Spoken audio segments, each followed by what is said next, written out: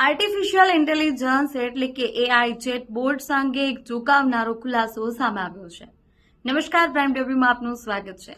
તાજેતરના સંશોધન મુજબ લગભગ 50% તબીબી સલાહ ખોટી કે ગેરમાર્ગે દોરનારી હોઈ શકે છે, જે લોકોના સ્વાસ્થ્ય માટે જોખમી સાબિત થઈ શકે છે।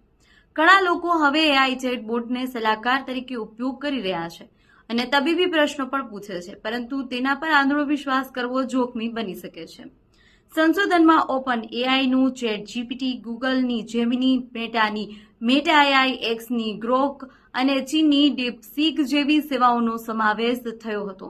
કુલ 10 આરોગ્ય સંબંધિત પ્રશ્નો પૂછવામાં આવ્યા, જેમાંથી 20% જવાબો ગંભીર રીતે ખોટા હતા। ખાસ કરી ઓપન એન્ડેડ પ્રશ્નોમાં પ્રદર્શન નબળું રહ્યું।